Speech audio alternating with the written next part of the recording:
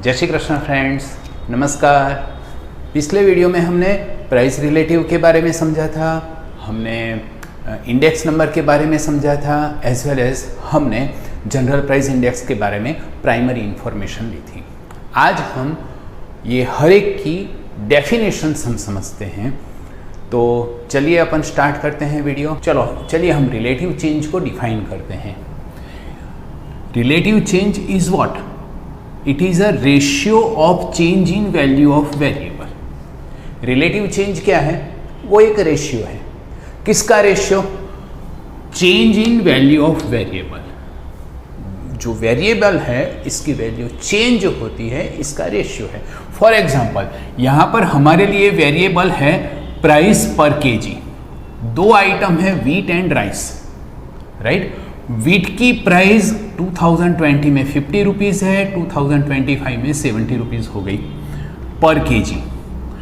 In the same way rice की जो price है 2020 में 75 रुपीज़ थी और 2025 में 120 रुपीज़ हो गई, राइट। यहाँ पर हमें ratio of change in value of variable, हमें क्या करना है? रेशियो लेना है। किसका रेशियो लेना है? Value of variable. वेरिएबल की वैल्यू क्या है यहाँ पर प्राइस है, ओके। किसका रेशियो लेना है? Two different time periods. दो डिफरेंट टाइम पीरियड की जो वैल्यू है इसका हमें रेशियो लेना है। यहाँ पर 2020 की वैल्यू है, यहाँ पर 2025 की वैल्यू है, इसका हम रेशियो लेंगे। इसको हम क्या कहेंगे? Relative change. मतलब करंट ईयर की प्राइस जो है वो 70 रुपीज़ है एंड बेस ईयर की प्राइस 50 रुपीज़ है, और इसका जो हम रेशियो लेते हैं ये जो हुआ वो प्राइस रिलेटिव हुआ। ओके फ्रेंड्स, हम डेफिनेशन फिर से रीड करते हैं। Ratio of change in value of variable at two different periods is called relative change. तो इसकी जो वैल्यू आएगी इसको हम क्या कहेंगे? रिलेटिव चेंज कहेंगे। 0.4। इन द सेम वे यहां पर भी 120 करंट ईयर की वैल्यू है एंड प्रीवियस ईयर की वैल्यू 75 है। इसका जो रेशियो आएगा वो आएगा 1.6। Thus, we can say that ratio of change in value of variable at two different time period is called relative change. इसको हम क्या कहेंगे? relative change कहेंगे। आपको मालूम है इसकी फॉर्मूला क्या है? P1 upon P0। ये यहाँ पर हमने क्या किया है? Prices of 2025 is compared with the year 2020। This 2020 को बेस रख के हमने 2025 की प्राइस को कंपेयर किया है। तो ये जो 2020 की जो ईयर है, ये जो ईयर को हम क्या कहेंगे? Base year. इसको बेस लेके हमने रिलेटिव चेंज फाइंड किया है। तो इसीलिए 2020 के ईयर को हम क्या कहेंगे? बेस ईयर कहेंगे। Prices of 2025 is compared with the base year 2020. So 2020 is base year for this price relative. Then base year की definition define करते हैं। The value of variable of current period. This is the current period.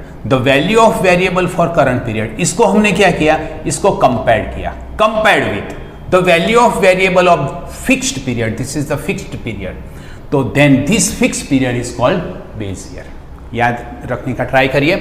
The value of variable for the current period is compared with the value of variable with fixed period, and this fixed period is known as base year. If relative change is for the price, then we can say that it is a price relative. If relative change is for quantity, then we can say that it is a quantity relative. Price relative की definition, price relative ratio of current year price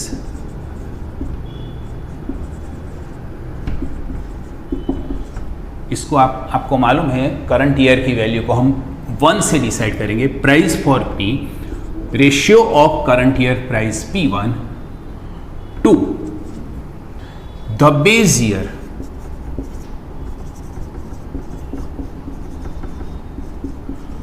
price P0 of an item is called price relative. Price relative is ratio of current year price P1 to the base year price P0 of an item is called price relative. In the same way, यहाँ पर price है, price की comparison की जगह पे हम quantity की comparison करते हैं तो इसको क्वांटिटी रिलेटिव कहते हैं. Okay friends, you know that relative change is converted into percentage, then it is index number. मतलब यहां पर जो रिलेटिव चेंज है,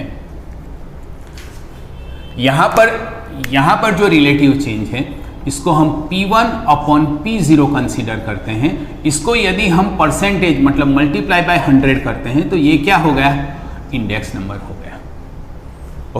चलिए फ्रेंड्स, अब हम इंडेक्स नंबर की डेफिनेशन समझने का ट्राई करते हैं.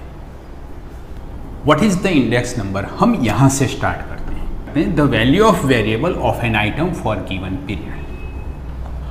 ये गिवन पीरियड की वैल्यू हमको दी गई है. कंपेयर टू इट्स वैल्यू, इसकी ही वैल्यू को हमें कंपेयर करना है इन अ फिक्स्ड पीरियड. ये हमारे लिए फिक्स पीरियड है, राइट? यहां से यहां तक डेफिनेशन का जो पार्ट है वो हमें प्राइस रिलेटिव या तो फिर रिलेटिव चेंज इंडिकेट करता है. ओके, अब इसको हमें क्या करना है, परसेंटेज चेंज. इसको यदि हम परसेंटेज में चेंज करते हैं तब ये क्या हो जाएगा, इंडेक्स नंबर हो जाएगा. तो हमें डेफिनेशन यहां से यहां तक याद कर लेते हैं. The value of variable of an item for given period. The value of variable of an item for given period compare to its value in a fixed period. Compare to its value in a fixed period. लेकिन क्या, percentage change. तो अब हम पहले से definition prepare करते हैं. The percentage change in the value of variable of an item for given period compared to its value in a fixed period is called index number. मतलब यहां से यहां तक की जो वैल्यू हुई इसको हम P1 अपॉन P0 कहते हैं और इसको हम 100 से मतलब परसेंटेज में कन्वर्ट करते हैं तो ये क्या हो गया, इंडेक्स नंबर I हो गया.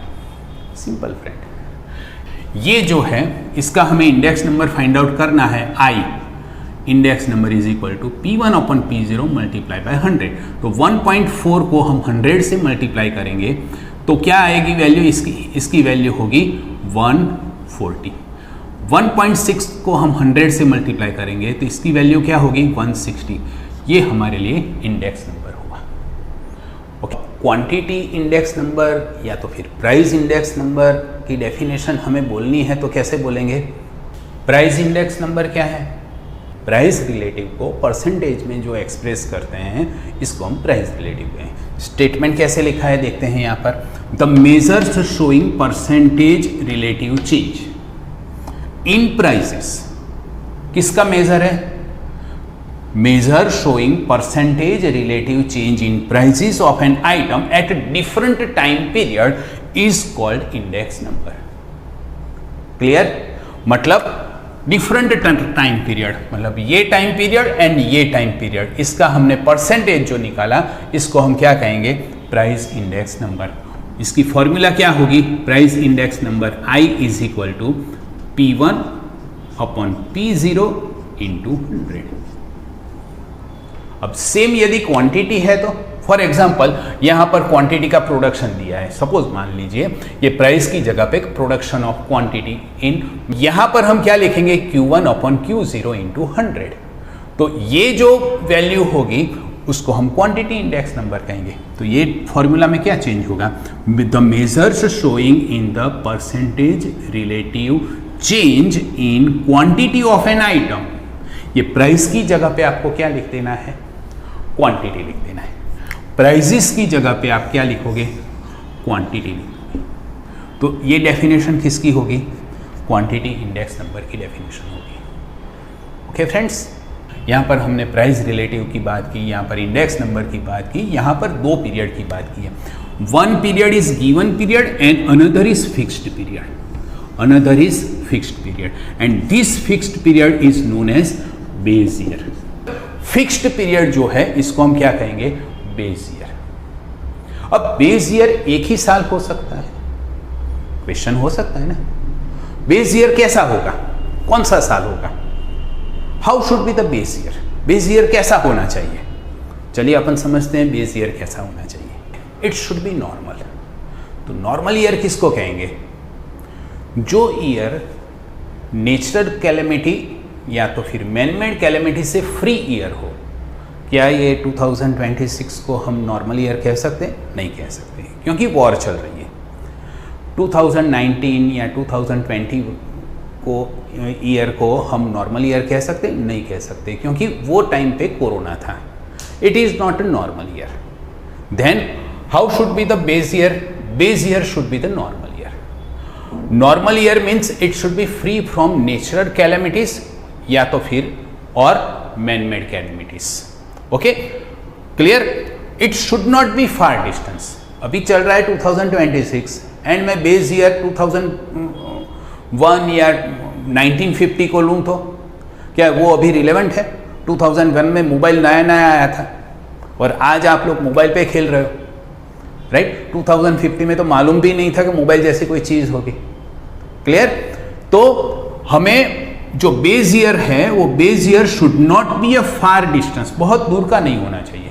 अब आपके मन में क्वेश्चन रेस हो सकता है, सपोज मान लो नॉर्मल ईयर नहीं मिले तो क्या करेंगे हम? कुछ ईयर का जो वेरिएबल की वैल्यू है इसकी हम एवरेज निकालेंगे और ये एवरेज जो आएगी इसको हम बेस ईयर के रूप में कंसीडर करेंगे। देखिए last point, when it is difficult to select a normal year, when it is difficult to select a normal year, the average value of variable for certain years can be taken as base year. The average value of certain years can be taken as base year. मतलब 4 point है. How should be the base year? 4 point. First, it should be a normal year. It should be free from natural calamities or man-made calamities. It should not be a far distance. When it is difficult to select a normal year, then the average value of variable for certain years can be taken as base year. बस इतना ही लिखना है, 2 marks का question पूछते हैं। Clear? अब देखिए friends, आपको बेस ईयर के बारे में मालूम हुआ, आप समझ गए कि बेस ईयर कैसा होना चाहिए। अब बेस ईयर सिलेक्ट करने की 2 मेथड है। ये 2 मेथड हम नेक्स्ट वीडियो में समझेंगे। तो चलिए फ्रेंड्स, आज इतना ही। नमस्कार, जय श्री कृष्ण। और वीडियो अच्छा लगता है तो देखते रहना और इसको आपके फ्रेंड्स के साथ शेयर करते रहना। यही आपकी गुरु दक्षिणा है। Thank you.